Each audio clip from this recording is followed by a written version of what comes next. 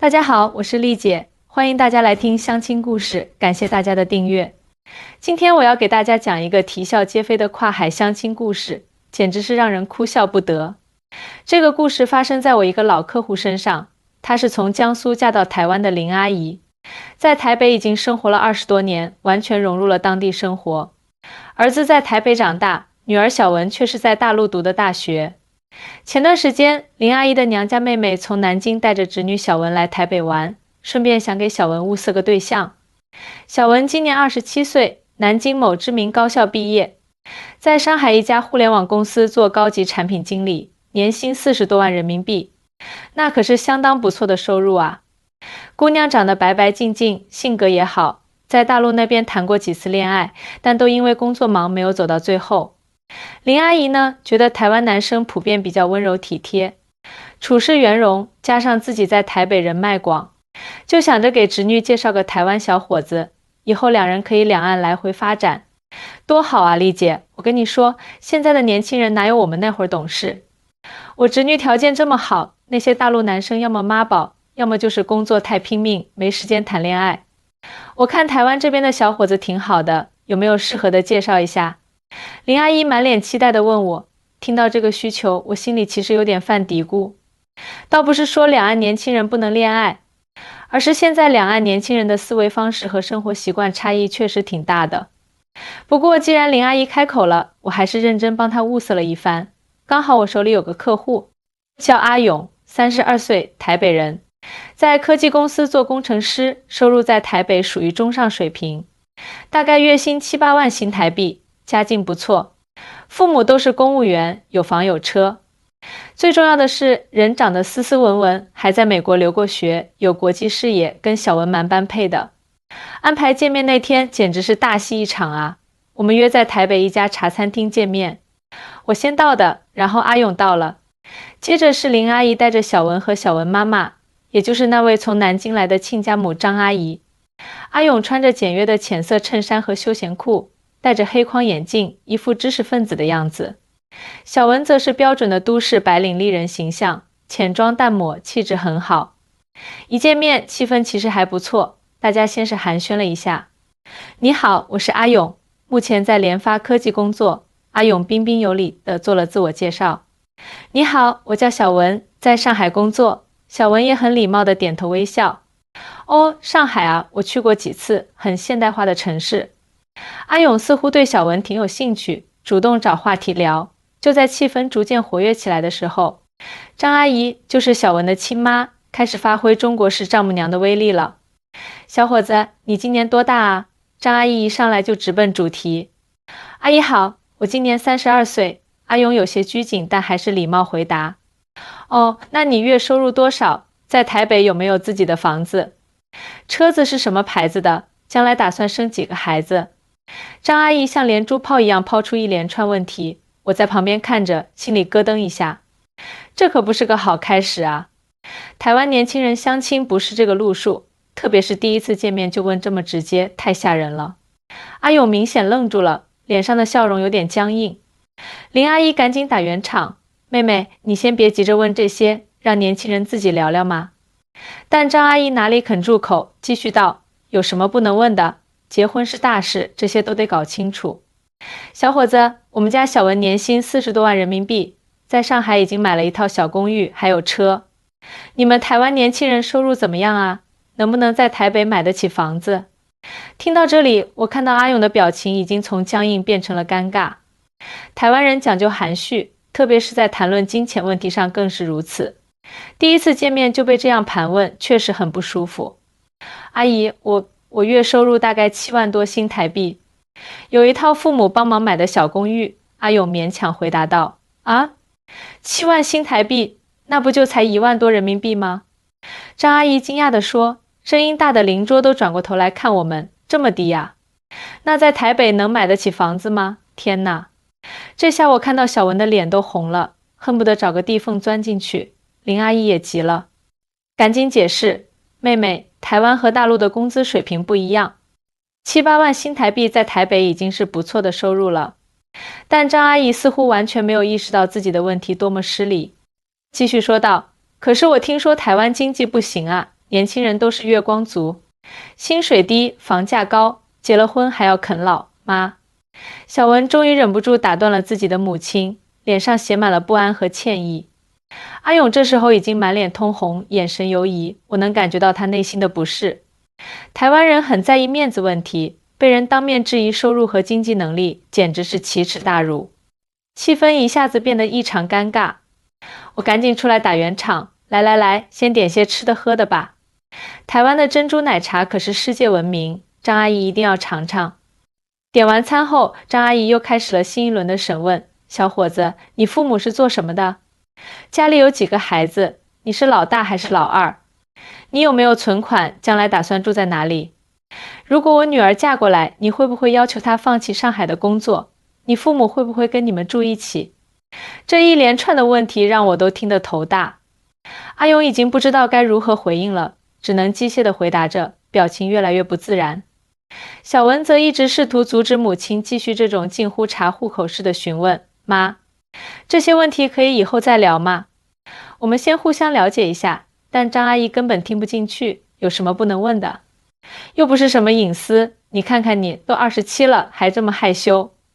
我当年嫁给你爸，这些问题都是提前问清楚的，免得以后吃亏。这时候林阿姨实在看不下去了，拉着张阿姨去洗手间补妆，其实是想劝劝她别再这样。趁着两位阿姨离开的间隙，我赶紧对阿勇和小文说，你们年轻人聊聊吧，不用太拘束。小文立刻向阿勇道歉，对不起啊，我妈她可能不太了解台湾的习惯。没有恶意的，阿勇勉强挤出一丝笑容，没关系，我理解，但我能看出他的心已经不在这场相亲上了。台湾年轻人相亲讲究的是平等交流，慢慢了解，怎么能一上来就是这种近乎刑讯逼供式的问话呢？等两位阿姨回来后，张阿姨居然带来了一个小本子，我定睛一看，天啊，那是一份写满了问题的相亲考卷。来，小伙子，我们继续聊。张阿姨翻开小本子，你平时有什么业余爱好啊？会不会打麻将？有没有存款计划？准备什么时候结婚生子？阿勇已经完全说不出话来了，只是机械的点头或摇头。这时他的手机突然响了，他看了一眼屏幕，然后起身说，不好意思，公司有急事，我得先走了。我们都知道这是个借口，但谁也没拆穿。阿勇匆匆告别后，张阿姨还一脸不解，这孩子怎么这么没礼貌，聊到一半就走了。小文简直要哭出来了，妈，您太直接了，台湾人不是这样相亲的。张阿姨不以为然，有什么关系？难道结婚不应该把这些事情问清楚吗？我看这孩子这么着急走，肯定是条件不够好，问不出口。我和林阿姨对视一眼，都是一脸的无奈。这场相亲就这样戏剧性的结束了。回去的路上，我接到阿勇的电话，他很礼貌地道歉，说自己临时有事，但我能听出他的弦外之音，他被张阿姨的直接吓到了，不想继续这段可能的姻缘。这件事让我不禁想到了两岸在婚恋观念上的差异。说实话，这些年我接触了不少两岸相亲的案例，发现差异确实不小。首先，态度和方式上的差异，大陆这边，特别是小城市或者年龄稍大的父母，往往直来直去，认为结婚是两个家庭的事，所以一上来就要把物质条件、家庭背景全盘摊开来谈，房子有没有，车子有没有，收入多少，存款多少，父母做什么的，这类问题被认为是正常且必要的。而台湾这边相亲更强调个人感受和相处过程，即使是传统家庭也会给年轻人较多的自主空间，很少一上来就查三代。他们认为感情是两个人的事，家庭固然重要，但不应该成为决定性因素。其次，对物质条件的看法也有差异。大陆这边，特别是一线城市，由于竞争激烈，房价高企，父母往往对子女的另一半有很高的物质期望。没房没车别谈恋爱的想法在一些家长中很普遍。而台湾呢，虽然房价也很高，但年轻人更多的选择先租房，慢慢积累，父母对物质条件的要求相对没那么苛刻。更重要的是两个人是否合拍，性格是否相容，价值观是否一致。再者，沟通方式的差异也很明显。大陆人，尤其是上了年纪的长辈，说话可能更加直接爽快，认为有话直说是一种坦诚。但在台湾，人们更注重说话的艺术，讲究含蓄委婉，特别是涉及金钱、个人隐私等敏感话题时。还有一点很重要的差异是对妈宝男的认知不同。在大陆，很多女孩和女方家长非常担心对方是妈宝男，害怕婚后被婆婆控制。但在台湾，年轻人与父母的关系普遍较为亲密，成年后仍与父母住在一起或经常联系被视为孝顺，不一定就是负面的妈宝形象。说到这里，可能有人会想，丽姐，你是不是在说台湾比大陆好啊？哎呀，可不敢这么说。两岸文化本就同根同源，只是因为历史发展路径不同，形成了一些差异。没有好坏之分，只有适合不适合。很多台湾女孩嫁到大陆后，反而很欣赏大陆男生的务实和拼搏精神。同样，也有不少大陆女孩嫁到台湾后，很享受台湾男生的体贴和生活情调。关键是互相理解，互相尊重啊。回到我们的故事，第二天我给小文打了个电话，想了解一下她的感受。丽姐，真是太不好意思了。我妈她就是这种性格，心直口快，还停留在20年前的思维方式。小文很是歉疚，没事没事，我理解。我安慰她，你觉得阿勇这个人怎么样？其实感觉还不错，挺有礼貌的，就是被我妈吓着了吧。小文叹了口气，我在大陆工作这些年，接触的同事和朋友都是比较国际化的思维，但我妈妈一直在南京的事业单位工作，周围环境比较固定，思想可能还比较传统，我能理解小文的无奈。其实这种情况在两岸相亲中很常见，年轻人可能思维已经很接近了，但父母那一辈的差异还是比较明显。那你自己对两岸婚恋有什么想法呢？我好奇地问。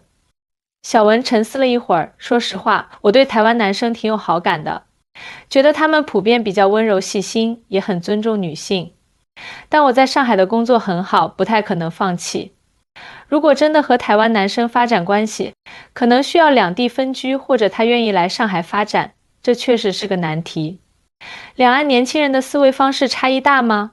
我继续问道。其实我觉得受过高等教育，在大城市工作的年轻人，两岸差异并没有想象中那么大。我们都看同样的电影，听同样的音乐，用同样的社交媒体，价值观也越来越接近。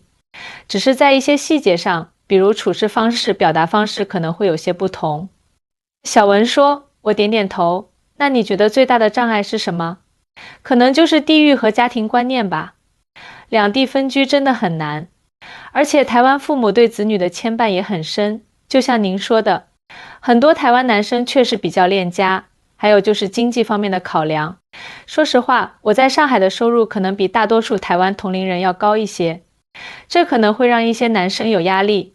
小文很坦诚地分析道，我赞同地点点头。这些年来，我见证了不少两岸婚恋的故事，确实存在这些挑战。不过也有很多成功的例子，关键是两个人要有足够的理解和包容，以及共同面对困难的决心。对了，丽姐，我听我姑姑说您有个微信公众号，分享很多婚恋故事。小文突然问道。是啊，我喜欢写一些真实的故事，希望能给年轻人一些参考和启发。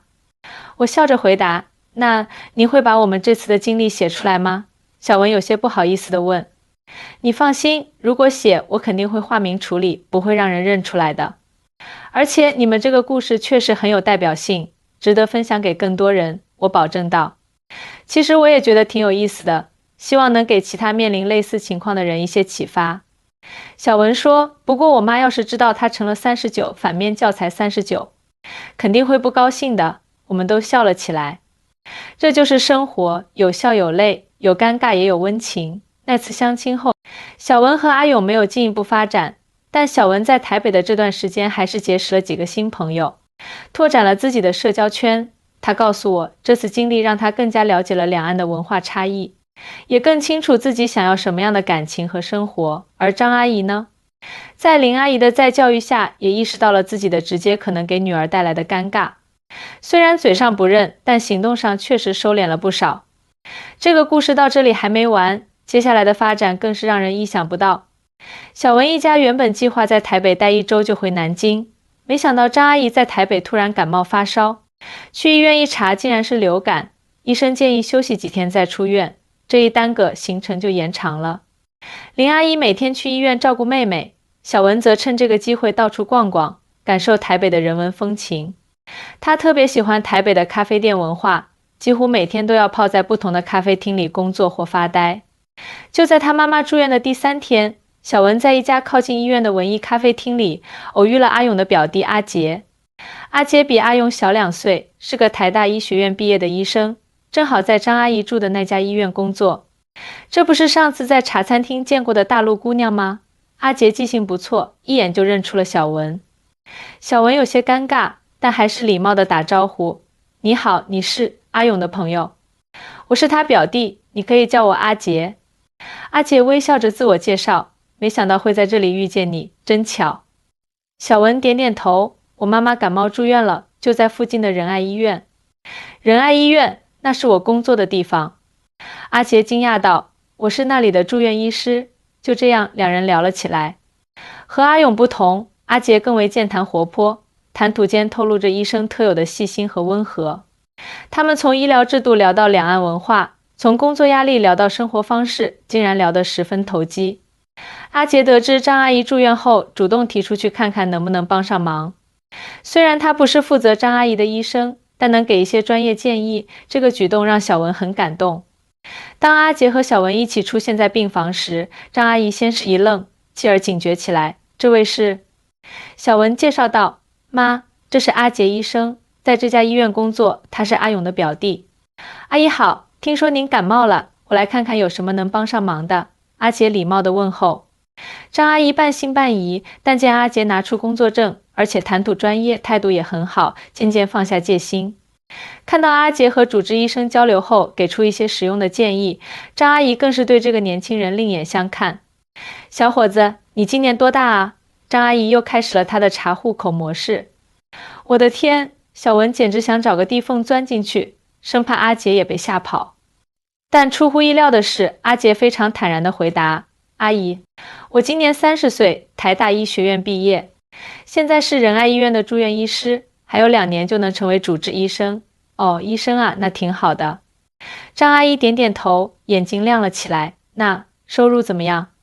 在台北有房子吗？”小文恨不得立刻消失，但阿杰却没有表现出任何不适，而是微笑着回答：“医生的收入在台湾算中上，我现在住在医院附近的公寓里，是租的。父母在台中有房子，我自己在台北还没买，不过正在攒首付。”张阿姨追问：“那你准备什么时候结婚？想生几个孩子？”“妈！”小文实在忍不住了，冲着母亲使眼色。但阿杰似乎并不介意，这个要看缘分吧。我觉得遇到合适的人，时机成熟了，自然会考虑。至于孩子，我个人很喜欢小孩，如果条件允许，希望能有2个。张阿姨点点头，似乎对这个回答很满意。接下来，她又问了阿杰父母的情况、家庭背景等等，阿杰都一一作答，既不敷衍也不反感。后来我才知道，阿杰在医院工作，经常要面对各种各样的患者家属，早就锻炼出了极强的沟通能力和心理承受力。对他来说，张阿姨的问题虽然直接了些，但比起医院里那些情绪激动的家属，简直是小巫见大巫。看到阿杰如此坦然，小文的紧张也渐渐消失了。他发现阿杰不仅专业过硬，为人处事也相当成熟，面对母亲的刁难都能从容应对，不禁对他产生了一些好感。那天之后，阿杰每天都会抽空来看望张阿姨，还会带一些适合病人吃的点心或水果。他的体贴和专业给张阿姨留下了深刻印象，连林阿姨都直夸自己外甥女运气好，遇到这么好的小伙子。张阿姨出院那天，阿杰特意请了半天假，开车送他们回林阿姨家。路上，张阿姨终于忍不住问道：“小伙子，你对我女儿有什么看法？”这下连林阿姨都觉得有些尴尬，赶紧说：“妹妹，这才认识几天啊，别这么着急。”出乎所有人意料的是，阿杰很坦诚地回答：“阿姨，我觉得小文很优秀，性格也好，我们聊得很投机。如果您和小文不介意，我想多了解他一些。”车里一下子安静了。小文红着脸看向窗外，假装欣赏风景。张阿姨却很高兴：“好啊好啊，年轻人多接触接触是好事。”就这样，在张阿姨的助攻下，小文和阿杰开始了联系。起初只是偶尔发发消息，聊聊天，后来发展到视频通话，分享各自的生活。小文回上海后，两人一直保持联系。3个月后的一个周末，阿杰飞到上海看小文，被上海的繁华和快节奏所震撼，而小文则带他体验了各种上海特色，从外滩夜景到小杨生煎，从新天地到田子坊，阿杰直呼大开眼界。我以前对大陆的印象还停留在10几年前去南京看外婆的时候。阿杰坦言，没想到现在发展这么快，特别是上海真的很国际化。小文也坦白，我之前对台湾的印象也很片面，总觉得台湾经济不行，年轻人没有上进心。接触了你和你的朋友们后，才发现台湾年轻人有自己的生活哲学，不一味追求物质，而是更注重生活品质和个人价值。两人越来越了解对方，也越来越欣赏对方。半年后，阿杰向小文表白了，小文欣然接受。当然，恋爱容易婚姻难，两人很快就面临现实问题，两地分居怎么解决？谁去适应谁？我在上海的工作很好，年薪40多万，放弃实在可惜，小文坦言。我理解，阿杰点点头。而我在台湾还有2年住院医师培训，这段时间也很难离开。这个问题一度成为他们感情的阻碍。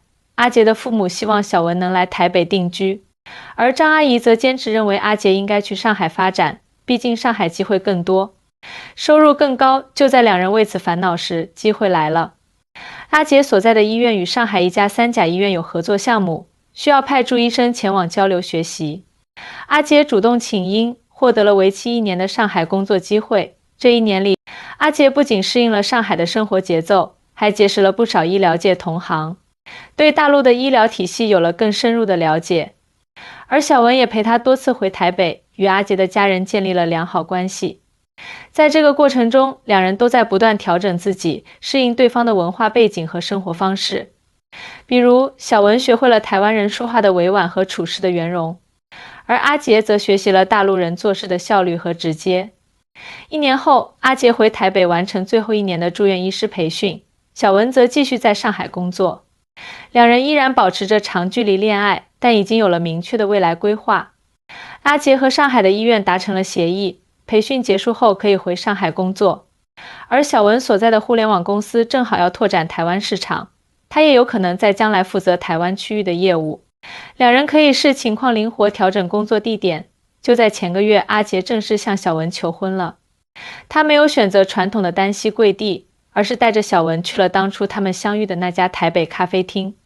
两人在那里度过了一整天，聊过去，谈未来，最后阿杰才拿出戒指，深情地说，无论是台北还是上海，只要和你在一起，哪里都是家。小文感动地流下了眼泪，毫不犹豫地答应了。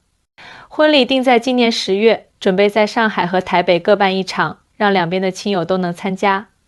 婚后，他们计划先在上海生活几年，等事业稳定后再考虑是否回台北。至于两位妈妈，经过这2年的相处，关系也融洽了不少。张阿姨渐渐理解了台湾人的处事方式，不再那么直来直去。阿杰的妈妈也接受了这个大陆儿媳，认可她的独立和能力。这个故事告诉我们，两岸年轻人的婚恋虽然面临诸多挑战，但只要相互理解、包容和尊重，依然可以走到一起，携手创造美好的未来。说到这里，可能有朋友会问，丽姐，这个故事也太完美了吧？现实中有这么顺利的吗？哎呀，当然不是所有两岸恋情都这么幸运啦。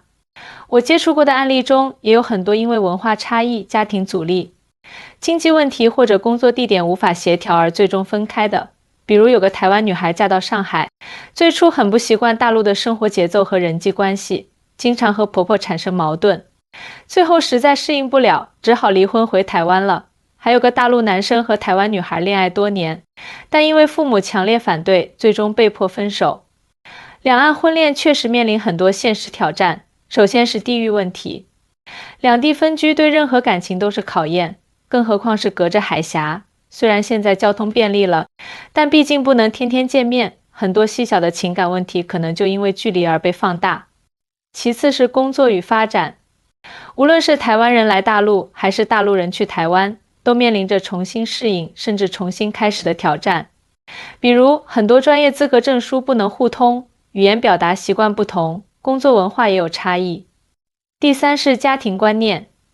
大陆和台湾虽然同文同种，但几十年的分隔发展还是造成了一定的价值观差异。尤其是政治敏感话题，稍有不慎就可能引发家庭矛盾。第四是经济压力。台湾和大陆的经济发展水平和模式不同，薪资结构、生活成本也有差异。一方放弃原有工作去适应另一方，可能面临收入降低、职业发展受限等问题。最后是心理调试。两岸虽然同宗同源，但生活方式、思维模式还是有不小差异。要真正融入对方的生活圈子，需要很强的心理调试能力。但话说回来，爱情本就是跨越重重障碍的过程。只要两个人足够爱对方，足够尊重彼此的文化和习惯，这些问题都是可以克服的。好了，今天的故事就讲到这里。希望小文和阿杰的经历能给正在考虑两岸恋情的朋友们一些启发。如果你有类似经历，也欢迎在评论区分享哦。别忘了点赞、收藏、转发。我是丽姐，我们下期再见。